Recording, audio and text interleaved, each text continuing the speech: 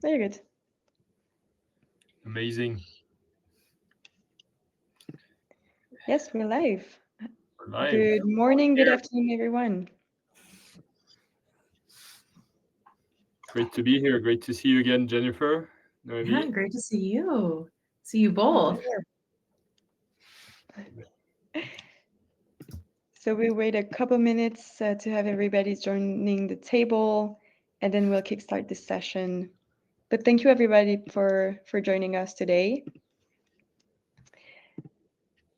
Right. So I think we're going to kickstart this session. We have a lot on the table. So welcome, everybody. I'm Noemie Billion, Head of Business Development for North America at Greenly, and I'm thrilled to host today's discussion on one of the most timely and strategic shifts facing mission-driven companies, turning climate compliance into real business values. So just to set the scene, and before introducing our brilliant leaders here, over the past 12 months, we've seen climate regulations go from voluntary to mandatory fast. California's AB SB 253 and 261, the rise of IFRS S2, and the mainstreaming of frameworks like TCFD are creating a new playing field. And B Corps, we'll see, also news on this end. They're uniquely positioned to lead because of their DNA that's already blending purpose and transparency. So today we'll explore how all these compliance and frameworks are evolving and how to comply, how to build trust, resilience, and make them an advantage. So joining us today, Jennifer Harity, ESG and Sustainability Director at Sensiba, who's working with companies to embed ESG into governance and decision making. Welcome, Jennifer. Thank you, Noemi. And Alexis Normand, CEO and co-founder of Greenly, who's building the tools companies need to transform carbon reporting into strategic insights. So let's kick off this session. So at the agenda today, quick introduction, will be decoding the Californian regulation and more broadly international frameworks covering TCFD and B Corps. And then how the new B Corp standard is a response to compliance-driven era, and see how this can build value too. And then we'll cover how to go from compliance to real strategy. So as I was mentioning, we are in an accelerating landscape with climate regulations that are reshaping corporate disclosure. And the question is no longer if companies must act, but how well they're prepared. And so we'll see that it's not small feats, and there's still a lot to do on this end. So let's kick to the first topic. Here we can see on this slide that really it's still really underestimated, and climate change is no longer a distant environmental issue, and we create some emergency here to start this conversation. So first question I have for both of you. We're really seeing those new climate regulation.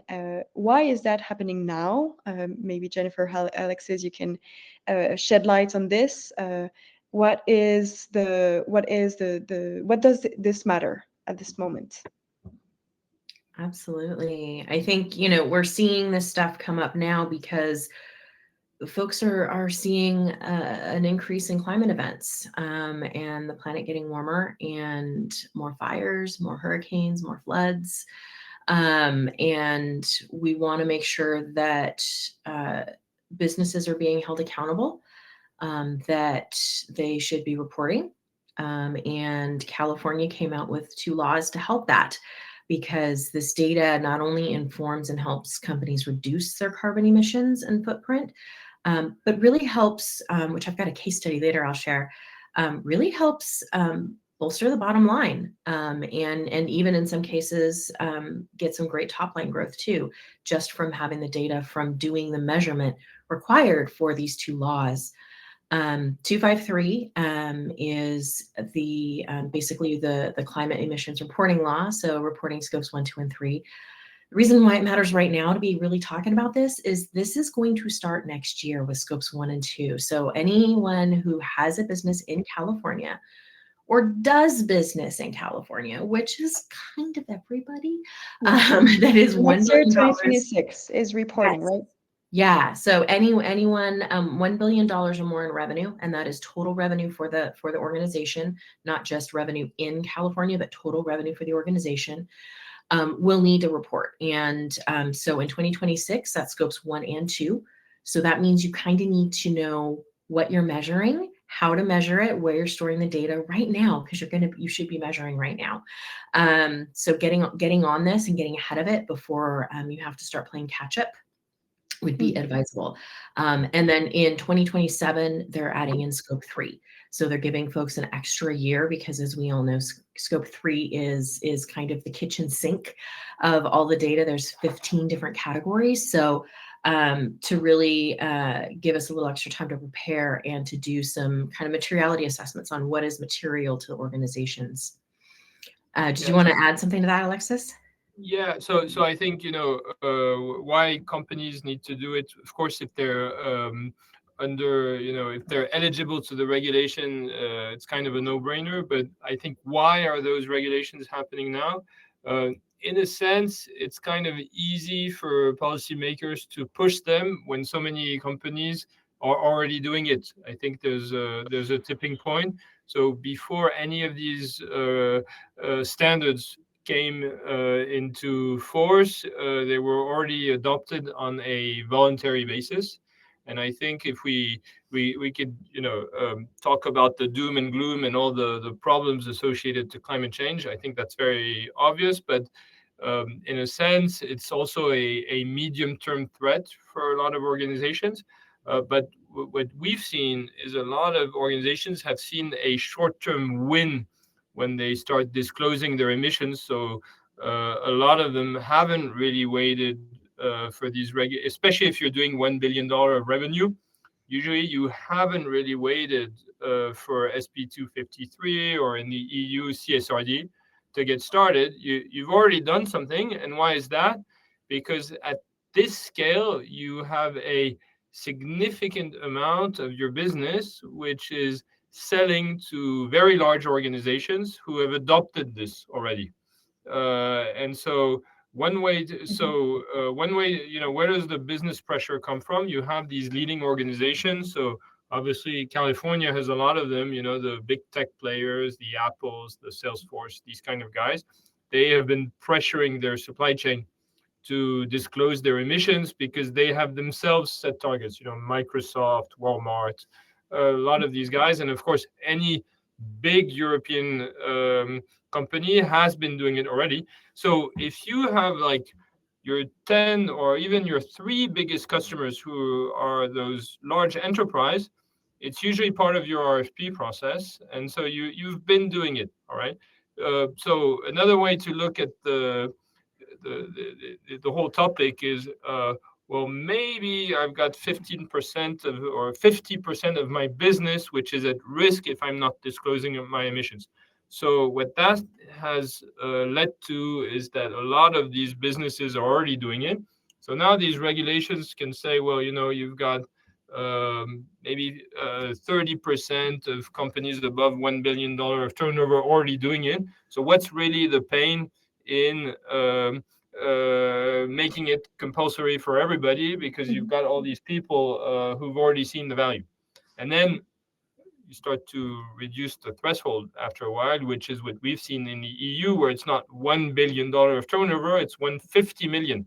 So basically, or 250, sorry. So it's a quarter of that. Yeah. So anyway, there's a point I do want to make is that in America, it's, a lot of public companies have been doing this, but a lot of privately held companies have not, even at the $1 billion and above mark. So a lot of public companies have been leading the way here in America, but the privately held have not been doing this work. And I think what is going to catch a lot of folks off guard is the small to medium-sized businesses that are within the supply chain of the companies that are mandatorily having to report now, that haven't been reporting up until this point, or even measuring up until this point. because they're in the supply chain, when those companies start to do the scope 3, we're going to get a trickle-down effect. And small to medium-sized companies are already starting to get questions about their data, and to be able to stay competitive and to participate and to continue to have those larger clients to sell into. Think of the mom and pop manufacturer, food manufacturer that sells into Target or Safeway, or grocery stores. Those very much are going to get caught off guard if they have not done this work. And it was interesting to have both of your point of view on this question. Would you say this is a policy response to risks that we've been seeing before, or it's very a structural shift in how we value companies? Like, are we entering a climate accountability economy where doing this, even for the companies that are not doing 1 billion in revenue in California, is there a shift towards more giving more value to this type of climate resilience? I can maybe say a word on this. I mean, initially, before California stepped in, there was a plan to have the SEC in the US ask any listed company to disclose their emissions. So apparently, events have decided otherwise. But why would the SEC consider that this is, their responsibility? It's because you can look at climate risk as, okay, maybe it's a business problem with my customers if, I can't work with Apple anymore because I'm not disclosing my emissions to them. But let's say you're a food company, a dairy company, okay? You're buying milk, and you have these suppliers, but now they have a physical risk of additional drought or natural disaster.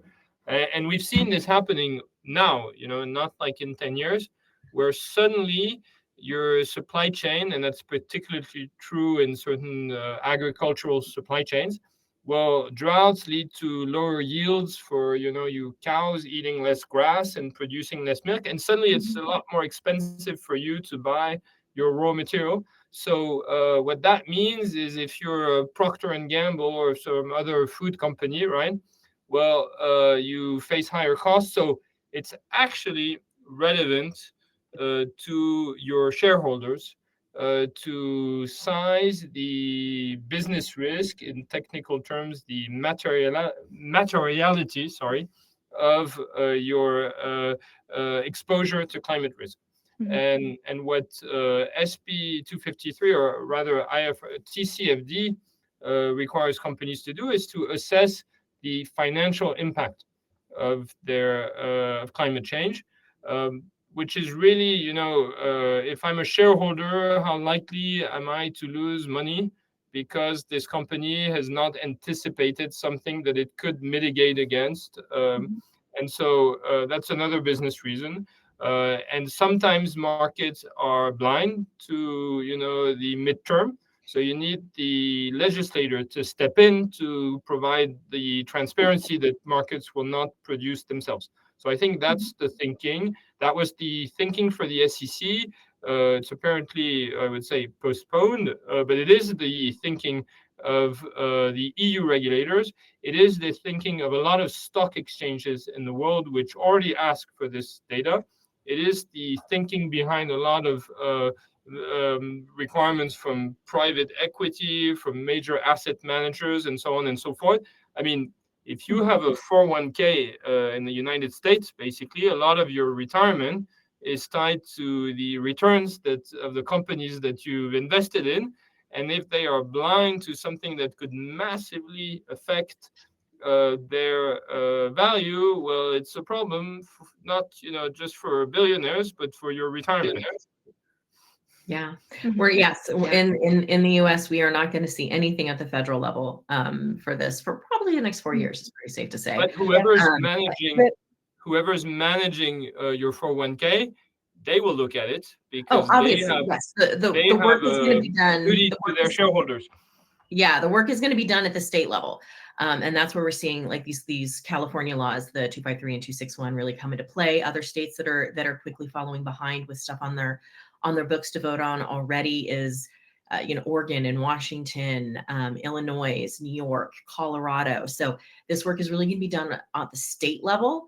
And, to your point, I talked a little bit about 253, but 261 is reporting your climate related financial implications, Yes. right? So, a lot of companies are going through, like the companies up in the northern parts of California where all the wildfires are, they suddenly can't get business insurance or insurance for their properties because the insurers have pulled out because of the amount of fires.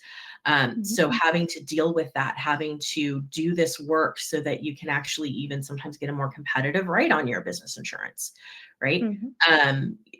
So that you can make sure to say, yes, we have looked at our climate risks. We have looked at the financial implications of this. We have a mitigation strategy. We have additional policies and backstops, and this is how we're going to be resilient in this space. Yeah, and So, we'll cover the different requirements for the IFRS and what's needed. Just before, we have a poll running during this webinar. We have actually 58% of the folks in this webinar that will be impacted by the Californian regulation.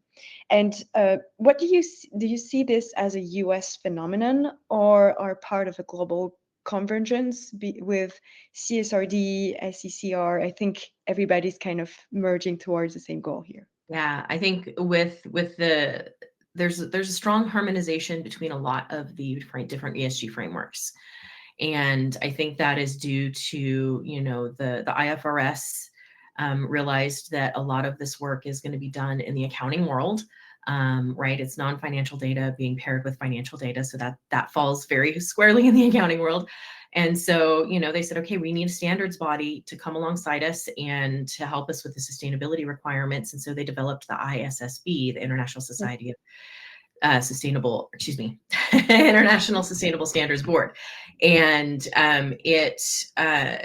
it really started in November of 21. So that's how new a lot of this stuff is.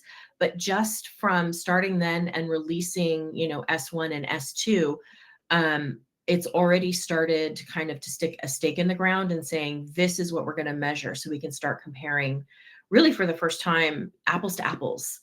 And I think that's making investors very happy because they haven't been able to get that apples to apples comparison in terms of ESG and sustainability of companies. Okay, great. Thank you. So first, on this first topic, maybe to wrap up, here's a thought for everyone watching. If climate disclosure became mandatory in your state or sector tomorrow, would your company be ready to report, or would it scramble to even find scope 1 and 2? That's really a food for thoughts. We'll move on to the second topic, which is what are the biggest roadblocks to climate action? Because even though it's the emergencies here, most of them are still trying to navigate the rising expectations. So Alexis and also Jennifer, you are supporting customers to overcome these roadblocks. What are they currently, and how do you think we can better overcome them? I think one of the biggest challenges that I find with clients is helping them just find the data. And getting clean data or setting up their systems to track data, right? So a lot of companies, they can pull spend data for a lot of this stuff. We know that activity data, actual mileage in some cases, is a much better way, a much more accurate way to measure. And so setting up systems to be able to calculate the mileage of your business travel versus having to use spend data. Right. So just accessing the data is sometimes can be challenging. And they're underestimating maybe this complexity. Yeah. So, yeah. I mean, even before that, so once you get started with a particular framework, carbon accounting or a framework that's slightly larger than carbon accounting, but encompasses carbon accounting, so like IFRS or CSRD, that's going to be the challenge. But I think even if we take a step back before that, there's a bit of a challenge of figuring out which framework will apply to you, especially if you're in that $1 billion company range. You are most likely subject to regulations in the EU. You might be subject to regulations in Japan. there's the Californian regulation, and then there's New York coming up with something similar, and so on and so forth. And you're probably reporting some of that stuff to a stock exchange or to an asset manager or to a customer. So you're a bit overwhelmed with perhaps standards, and there's a risk of duplicating stuff. So I think part of the challenge is also figuring out what the common trunk of all these things are. And I mean, of course, I'm preaching from my own parish here, but it's also making sure you answer the stuff once, and then you can slice and dice this information into whatever standard is required from you. So carbon accounting, if we just take that one, there's a format to report that on in the UK, SECR. There's going to be a format to report that on in California, SP 253. There's going to be a format. I mean, they're not all that different, but every regulator has his own idea of which orders to bring things on. And so you can do all that manually, or perhaps you can let a computer, ease the path for you. So that's one thing. And then to your point, Jennifer, the biggest pain point for companies is twofold. It's to then collect the data, and then once you have the data, convert it into the metric, the format that's expected. So if I take carbon accounting is something that you can do very well or very poorly, right? Depending on how much detail you expect. So it also depends on which state of the climate journey you are on. If you're only getting started, you're probably going to want to track your scope 1 and 2, so your electricity or fuel consumption data pretty well. And then scope 3, get a high-level overview with what you were saying, a spend-based approach. But then if you're a little further along your journey, you're going to want to have a clearer view of your scope 3 with basically replacing spend analysis, how much steel have I bought, to what we call activity analysis, how many tons of steel have I bought, where have I bought them from, which steel is of a better kind from an impact perspective, and so on and so forth. And so that journey of understanding how granular your data needs to be is also a little unsettling if you're getting started. And so you need prioritization rules. So you need help. It can come from advice by experts like Jennifer, but you can also get help with automation from platforms around how do I capture the data more easily. So integrations, there's Gen AI now. Some of that stuff can be automatically put into a template that fits what a software can easily crunch. And then once you have the data, you need conversion metrics into, say, carbon, and that's also where you need automation. And then you need to actually produce the reporting. So you also need this automation flow. So all of that stuff, you can essentially decide to hire 10 people, or maybe spend a little bit less time on it, especially if it's new, especially if you only have 1 or 2 people, etc., etc. So I could go on with this for a while, but maybe I'll give you the floor back, Jennifer. Well, it's still such a new thing, for a lot of us to even look at this data. Here in the US, it's still, it's still new. And for a lot of B Corps, I think in the last question we had asked why the B Corp should pay attention to this. So 60% of B Corps do not measure and do not report. While the new standards that just got released April 8th, you're going to have to even be able to maintain your B Corp certification for many companies to do just a baseline assessment. So I think having folks that have never had to do this before, and having a large number of folks that are going to have to start doing this, it's better to get ahead of it, because there's limited number of folks that know how to do this, and software's out there. And so to get ahead of it so that you can get in queue to get this done, before it's too late, before you end up having to report or start getting asked to report and start to lose those vendor relationships because you just don't have your numbers. But understanding complexity, setting up your systems so that you can mature in the ways that Alexis just described is the best way to roll. And you don't have to be absolutely 100% perfect on all your numbers the very first year you report. You can start with scopes 1 and 2. Yeah. And we've discussed the challenges of basically reducing the pain and the associated cost of collecting data, producing reports, and so on. But I think on the carbon accounting, we are in a place where if you're new to the topic, it might look super complex, but it's actually a very standardized thing. So it's a very streamlined journey. I mean, we've done it for thousands of companies, so we know how to tailor the experience to the maturity level, essentially, of the company. But there is with this SP 253 regulation something that's a little newer to many people. It's this notion of risk, and scenarios. Because everybody's good at taking a snapshot of where you are today. But I think the sector as a whole still needs to learn how to assess risks, and so risks, maybe we have a slide for it, but risks are twofold, right? They are what we call physical risks. So is my building going to get flooded? Is my field, going to dry out for my cows to eat the grass on? That's a physical risk. I'm not going to get as much milk as I had before. My yield on corn is not going to be as good. But then there's a transition risk. I'm in the gas pump business, and now every car is going electric. So, do I still have a job in 15 years? So this kind of stuff is also being standardized.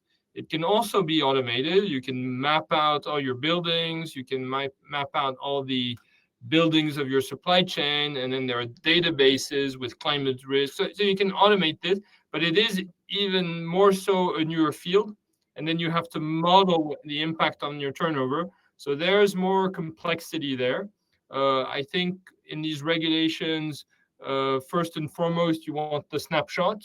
But as the sector matures, so will the tools and so will the expertise within the companies and with the experts such as Jennifer.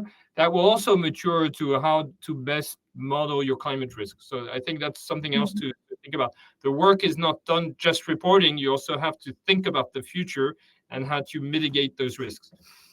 Yeah, you're very right to mention that. And I think the Greenleaf platform aligns with TCFD, IFRS, and CSRD, but it was a perfect segue for me to really jump on this quick fire training on SB 253, 261, and TCFD. Jennifer, maybe could you clarify exactly what do they require in practice, and could you, so that everybody here can at least take this home and understand very much what they need to do now and in the future.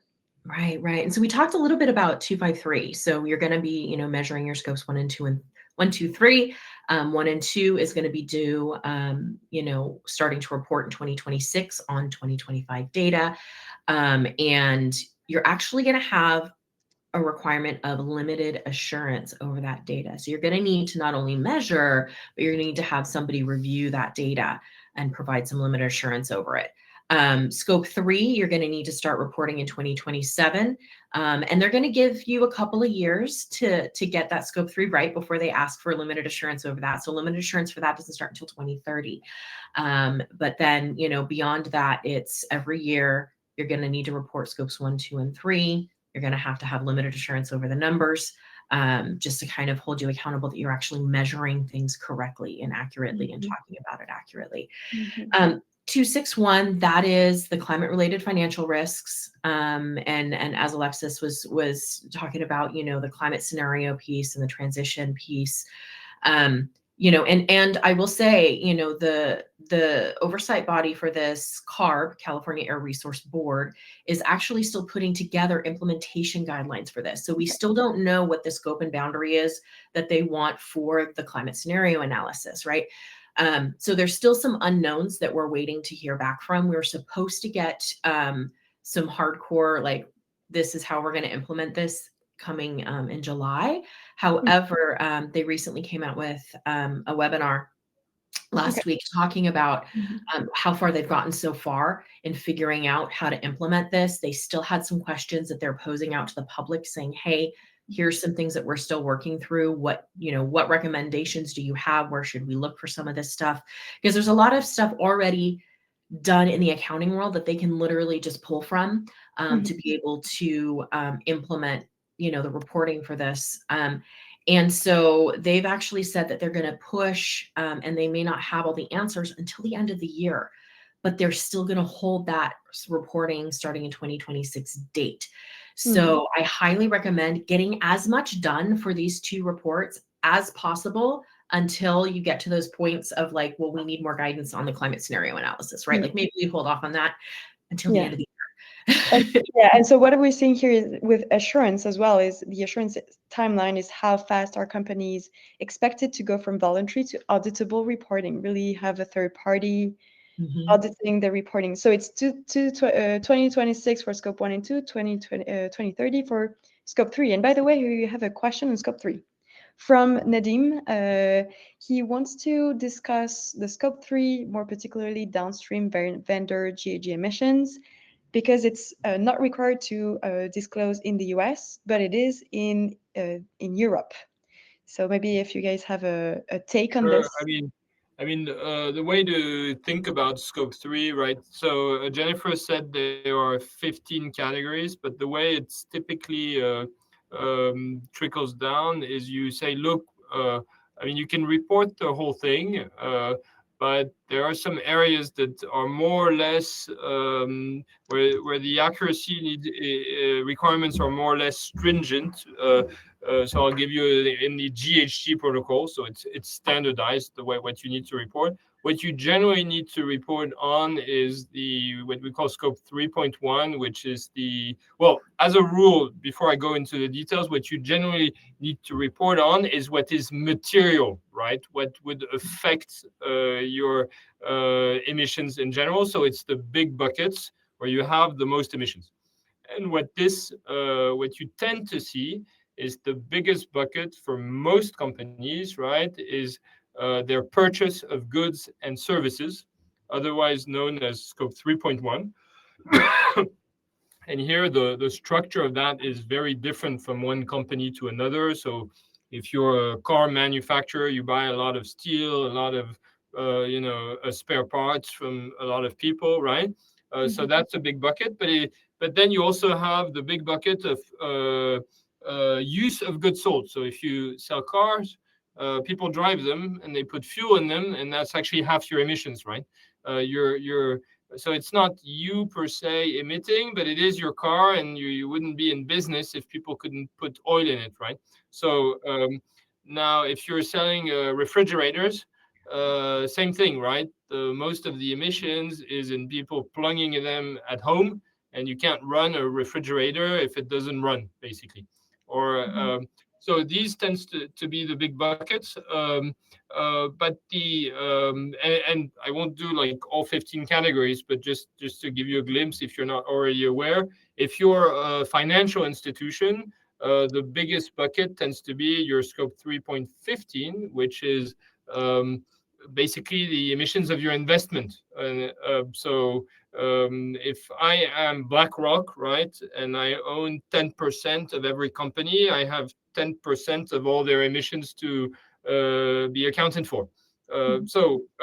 Now with this, that's I don't want. No one should be like afraid of the extent of data that you need to report, because there are ways to get an immediate estimation on all of those things, which are quick. So from a reporting perspective, I think people overestimate the difficulty of reporting scope 3, because you can get a very good snapshot view by looking at your spend. So if I'm spending $1 billion with suppliers, I can look at all these expenses and then basically quickly estimate, based on who I'm buying from, what the emissions are. Now, the problem with this, the good thing with this approach is you immediately comply. The problem with this approach is that it's not very accurate, because if I do this, well, how do I actually reduce my scope 3? I mean, if the only option would be to spend less, which could be like unrealistic from a business perspective. So you need to switch, and you alluded to that, Jennifer, from that spend-based to that activity-based approach on those categories that are material, that are significant to you. And that is where you start to require physical data, activity data. So if I take the car industry, buying steel, everybody speaks about steel these days. Well, who do I buy steel from? Well, I have to know who it is. I have to know how many tons of steel I'm buying. I have to know what's the average ton of CO2 for a ton of steel. And I can work with an industry average, and that's pretty good. But then I can go down and then work with a supplier average. So it's this journey of ever increasing accuracy that is the work that companies need to mature on. And maybe when I'm describing it like this, it looks kind of complex, but you actually have tools that can guide you, prioritize, help you reach out to your scope 3, and so on and so forth. So let's not over exaggerate the difficulty, but let's think of it as a multi-year journey to more accuracy and more impact. Yeah. So what you understand, Nadim, is that Alex is passionate about scope 3, and so we'll be very happy to discuss that. But we really need to move forward with please be the one point I did want to make, because in the US you will have to report all of what is material in your scope 3. So that those California regulations are for public and private companies. So non-public entities that are $1 billion or more are going to have to report. So, and you're going to have to know what is material of scope 3 to report. And if that is your downstream, then you need to be reporting that. On the Californian Senate bills, it's also linked to an international standards that's looking at some harmonization. So would you be able to kind of clarify what's the role of ISSB in all of this? And then we'll quickly jump into the IFRS S1 and S2. Awesome. Yeah. So as I mentioned before, the ISSB, they came around in November of 21. So they were new kids on the block in the accounting world. But they very quickly started harmonizing a lot of the frameworks and pulling them together. So SASB, TCFD, CDP, all of the acronyms that we have in the sustainability world. And they pulled them together to really pull in, starting with 2 standards, S1 and S2. S1 deals with, the sustainability related financial disclosures, and then S2, climate related financial disclosures. So you can think of S2 as, TCFD and, California 261. They all kind of harmonize together. They have different nuance, a little bit different nuances in each, but they do harmonize together. And like I said, this is really fantastic because it's been a little wild west in the framework world, and everybody was asking for very drastically different things and measuring things in very drastically different ways. So that we have these standards now, and all the frameworks are starting to run updates and harmonize together, so that folks aren't having to basically reinvent the wheel for every report, so that you can, as Alexis put it, do all your measurement in one system and then just slice and dice the reports for which way you want, because you have that information and data. So this really has been fantastic to harmonize everything and get everyone on the same page. And investors were screaming for this for the last 10 years because it was just crazy making for them to try to figure out who is a better investment, right? Yeah. And speaking of other frameworks ramping up it and putting themselves on the same page, we have B Corp, and you have a special relationship with B Corps. They have been doing a strong evolution and update on the standard. So how is it now more closer to the others? Because sometimes we tend to think about B Corps are small, but Green is also a certified B Corp. So how is that really raising the bar? Yeah. B Corp, Sensiba is a B Corp. I'm the head beekeeper Well, here. I help companies do B Corp certification. I'm the governance chair for Bee Local Bay Area. So yes, I have a very intimate view of the B Corp world. And so yes, April 8th, new standards got dropped, and they have a new section called climate action. And the standards have shifted from the point system that they had before. So in the previous version 6, there were 5 different areas, and you needed to score a minimum of 80 points across all areas. You could lean into one area versus another, right? And to be able to get through certification. Well, now the new standards, there are basically 7 different topic theme areas, and you've got what I call the 8th topic area, the foundational requirements. But you've got 8 different areas, and you're going to have to meet that bar in all of those areas, and the things that you need to have done and requirements to be able to meet in all those areas, instead of being able to just pick up points from one area to the other. Point system is gone. You have to meet. And so the climate action area is going to have companies disclosing their climate action plans, putting together emissions data and reporting on your emissions data. Some level size companies, because they do scale it on size, to be representative of what a company should be doing at any given size. Some companies will need to do SBTI filings. Some companies will need to have assurance over their numbers. So this is very different, considering that 60% of B Corps have not done this work in the past. So this is going to be a huge uplift for B Corps. And I would say, we throw a lot of acronym out there, SP 253, IFRS, TCFD. So I think for the layman, so to speak, it's a little hard to get excited to, that maybe this company is compliant with IFRS S1 or S2. So these communication type certification are important, because while you don't know all the details that go into B Corp, as a marketing asset, and I don't want to demean the fact that it's just that, it's a real effort, but if you've got to send a signal out into the world that you've been doing real work, making your company impactful, people, planet, profit, without talking to experts, the B Corp stamp really helps businesses basically showcasing their efforts without having to explain all the complexity. And now, and I think that's a big benefit of it. And now that basically B Corp is getting really serious about climate, it's essentially a very useful tool to help climate get a boost from their climate action. Uh, and I don't want this to sound like greenwashing or superficial, because our experience working with ESG managers is they need to defend their budget. All CEOs are not absolutely convinced of the ROI of this. And so, but they do understand the ROI of branding. They do understand the ROI of boosting employee engagement and all those things. So it shouldn't be just that, but having that booster is really helpful for people who are leading these topics within their organizations. Right. And over the, with this new standard that dropped, it aligns and harmonizes very much with GRI, Global Reporting Initiative.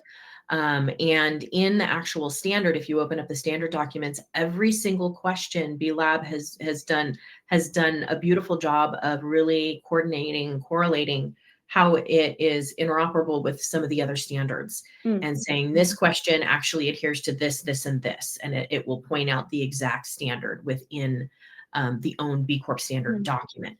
So they've done a really beautiful job of documenting that, so that folks can understand, well, answering this question, it's not just a B Corp question. Oh, wait, no, this applies to SASB, GRI, S1, all the other standards.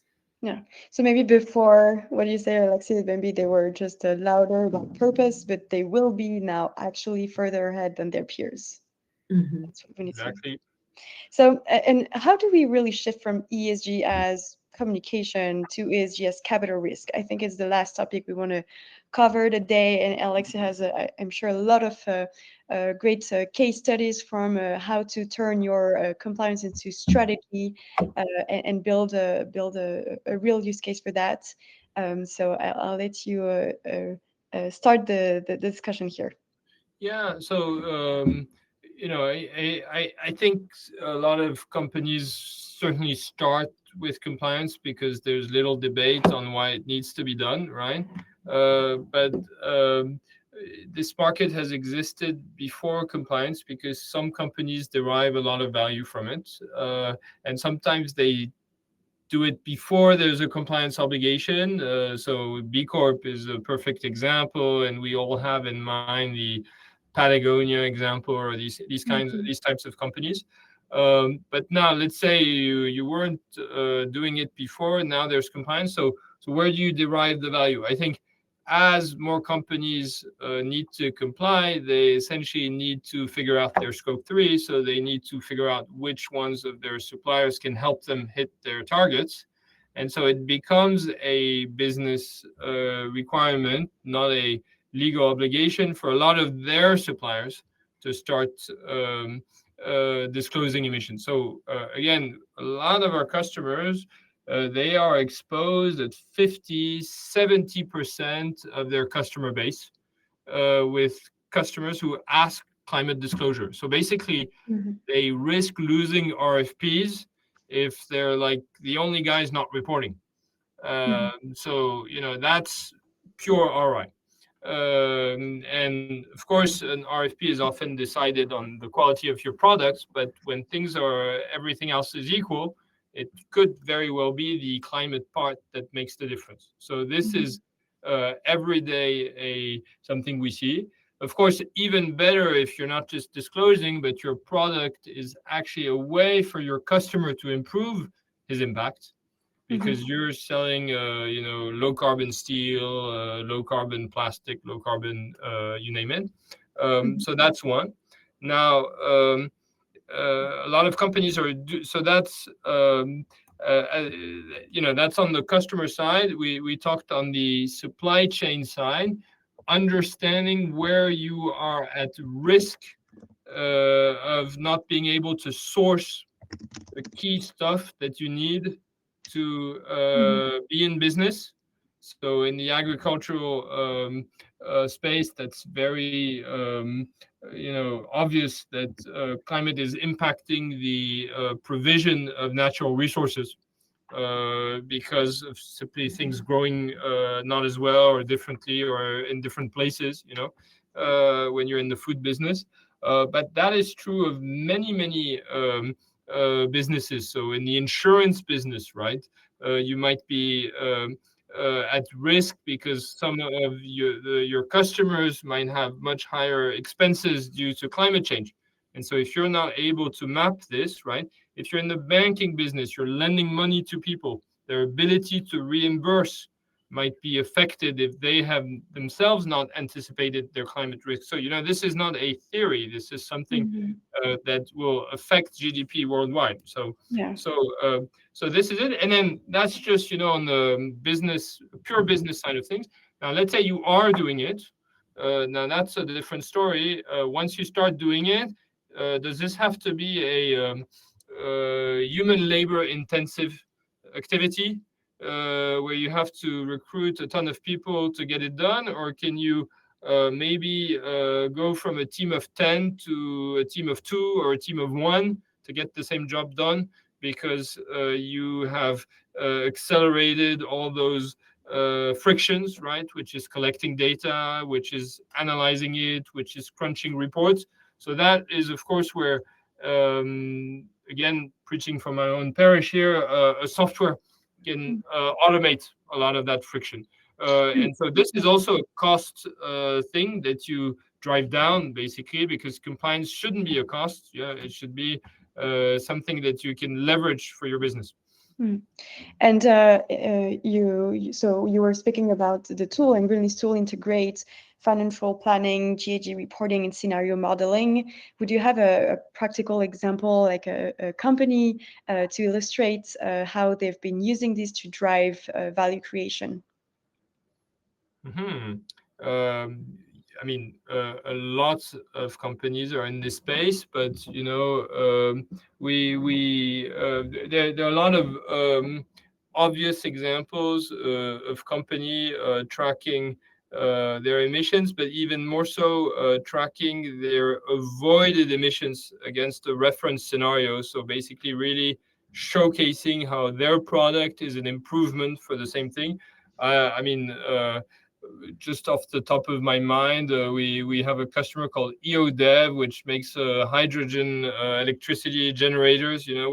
When the grid, when your site goes offline, and you need your factory to keep running, or your data center to keep running, and then suddenly there's a massive electricity outing, which happens a lot in the US. These companies have to invest in electricity generators.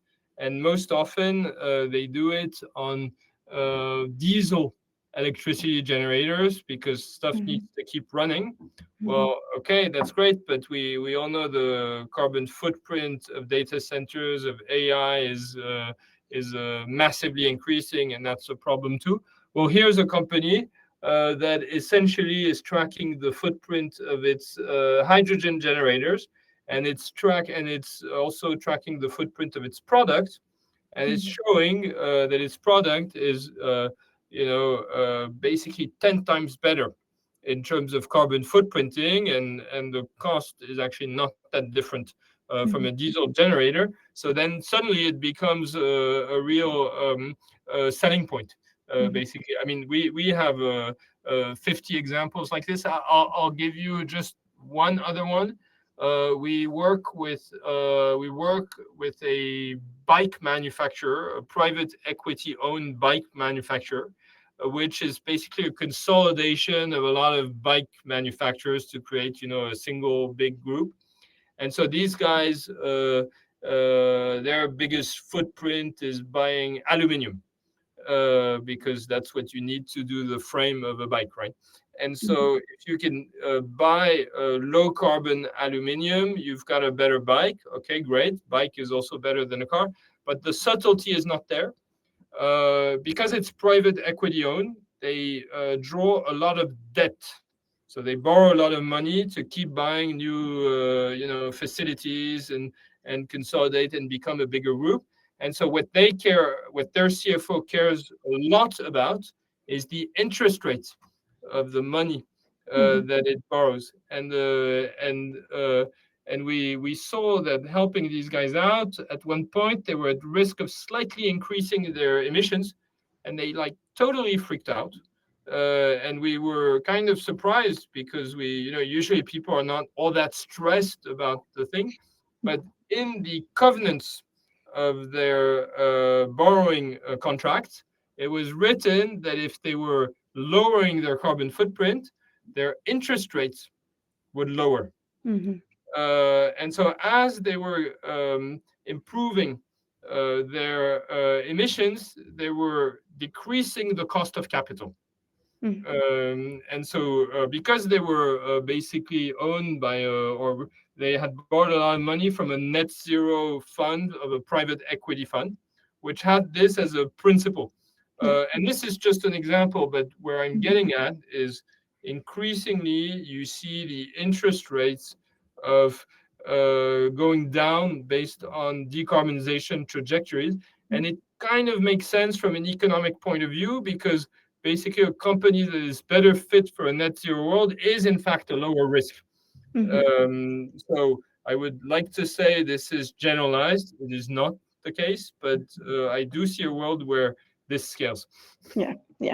And I know, Jennifer, you have a nice opportunity story to share with us.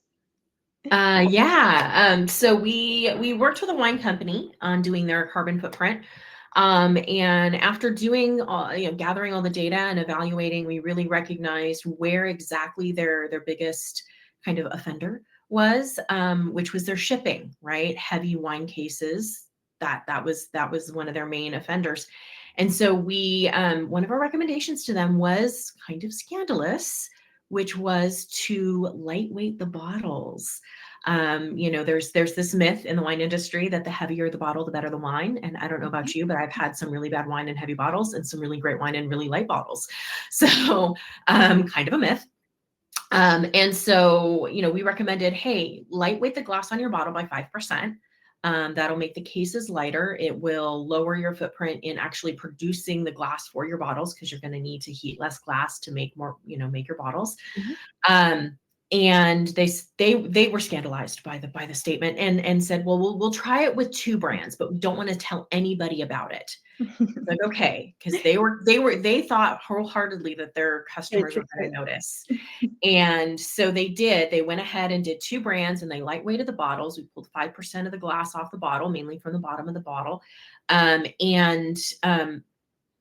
saved $1 million their first year. And just from shipping costs, from bottle production. And then what we didn't really foresee was they had wonderful top line growth, because the cases weigh less. So the folks in the stores that were building those beautiful big displays in the front of the stores knew which cases weighed less. And so they were taking those cases and those bottles of wine to build those displays, which gave them much more prominent placement in the store, and they sold more. So they actually had a really huge bump to their top line growth by surprise. And they now have lightweighted their entire line. They saw how much the information they got from doing the carbon footprinting, and they started doing water analysis. And they've, since 2015, invested about 19 million into their sustainability initiatives. And since then, they've resulted in $26 million in savings to their bottom line, just from doing the carbon emissions, the energy efficiency, the glass lightweighting, the water reuse and conservation, all this stuff, from all of the data and metrics that they've gathered. They made real tangible improvements that really did bolster the bottom line and gave them some really great top line growth. Those are 2 really great examples to illustrate the move from compliance burden to strategy enabler. Exactly, and sometimes we forget the most obvious examples, right? Yeah. But for scope 1 and 2, when you basically improve the energy efficiency of your buildings, could require a small investment to better isolate, change, what type of heating system you have, or AC or whatever. But in fact, the ROI is usually super quick. So you reduce your bill. So there are some areas where, like the wine bottle example, but just your building, where it's very, very obvious that you can harmonize decarbonization, improving your impact with reducing your bill. So I always forget the most obvious example, but this comes up all the time. Right. And so I know we are starting to get closer to the end of this webinar. So I just want to leave some time for the auditors. We just had a couple slides to finish, but just want to leave some time for the auditors to ask a question or several questions. There's no limits, but thank you so much for joining us. And Jennifer, Alexis, thank you for your awesome I experience. think we have a question. Yes. Maybe you can help out, Noemie. So lightweighting is a practical and measurable step toward funding sustainability initiatives. By reducing material use and shipping weight, companies can lower costs while improving environmental performance. It's not a question, it's a statement. That's a very great summary. Thank you so much, Melinda. Yeah. That's a great summary. If anybody has questions, obviously Alexis, Jennifer are also very happy to meet with all of you. Thank you for being here. And we have a great partnership with Sensiba. So we bring obviously all the automation from our platform, but a lot of companies do appreciate the human support, the expertise that Sensiba brings. So we hope it's the best of both worlds, and you're more than welcome to reach out to us if you want to see what it actually looks like. So. Yes. As of us, we wish you a very good day, and we'll see you next time. Bye. Thank you.